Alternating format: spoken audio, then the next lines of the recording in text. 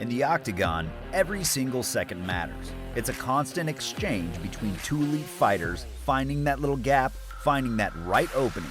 It can take just a single haymaker, one powerful head kick, or a single takedown to put your enemy to sleep. Oh my days! Oh my days! He came in with that left hand. But in MMA, striking and grappling are not everything.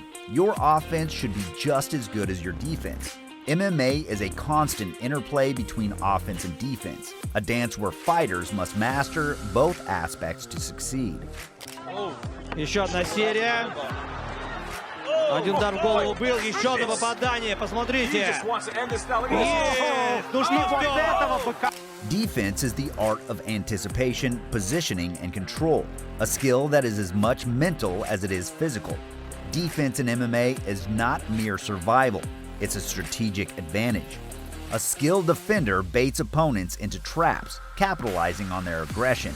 By inviting attacks and then evading or countering them, fighters can turn the tables and dictate the rhythm of the fight. Defense is a chess game where every move has an intricate purpose. Good combination by Cody. Oh, and Dominic clips him. Flip over to TSN. Good counter right. Most of the championship caliber fighters naturally have an impenetrable defense that they use as a platform for their offense, which is their key to the illustrious UFC belt. These are times when legendary fighters entered the Matrix and showed the world that they were indeed untouchable. First on the list was the co-main event in UFC 207, Dominic Cruz versus Cody Garbrandt for the bantamweight belt. Dominic Cruz was the undisputed best bantamweight fighter in the world. Before UFC 207, Cruz fought for the belt 9 times and won 8 of them. One more time! But the Uprising's undefeated superstar back then, Cody Garbrandt, did not care. And in their championship bout, Garbrandt showed the most elite dodging you will ever see inside the octagon. Just look at the precision and timing of Garbrandt's dodging. Cruz is just punching the air most of the time. He made it look easy. He made the champ look like a chump. He stopped Takeya Mitsugaki in the first round in his rematch fight, swarmed him. Look at this. Garbrandt won the belt via unanimous decision and forever engraved his name among the greats in the bantamweight division. If we are talking about championships, we cannot leave out the biggest upset in UFC history, the number 7 contender Holly Holm versus the undefeated Ronda Rousey. Did not come out. Make her most dangerous and experienced striking. Last few fights. Ronda Rousey was a menace. She was undefeated and was submitting her opponents left and right. She was the face of women's MMA, but UFC 193 was different.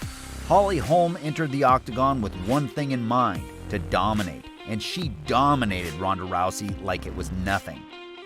Next on the list is a fighter who has a very underrated striking defense, arguably one of the best boxers we have ever seen in the sport, the notorious Conor McGregor. Again, the uppercut early was the one that did damage, and uppercuts here lead to the end of the night. Conor's striking ability was off the charts, and his run in the featherweight and lightweight divisions was legendary. But he was not recognized for his impeccable striking defense. His head movements are elite, including his footwork, which made him harder to hit. He used this to catapult himself into stardom and become a UFC legend forever. Max Blessed Holloway! When it comes to the best boxers to ever step foot in the octagon, there's one man that will cross anyone's mind: Max Holloway. It's gonna look like this. Oh! He's even listening to the commentary team. Max Holloway is a brawler, a fearless fighter who can overwhelm his opponents with his boxing. His head movement was impeccable, and in his fight with Calvin Kattar, he showed why he is the best boxer in the UFC as he landed 445 strikes against his opponents, 133. An absolute maniac. Now we are talking about all-time greats, and this conversation won't be complete without mentioning arguably the best pound-for-pound fighter of all time, Anderson Silva. Anderson Silva holds the record for most title defenses in the history of the UFC with 11. He's the GOAT of the middleweights. His size, his reach, and his technique were off the charts. It was a nightmare to match up against Silva, and Forrest Griffin learned it the hard way. UFC 101, where Silva absolutely demolished Griffin and entered the Matrix. When we are talking about defense in MMA, it's not only about striking. MMA has a lot of fighters who are phenomenal at grappling and wrestling.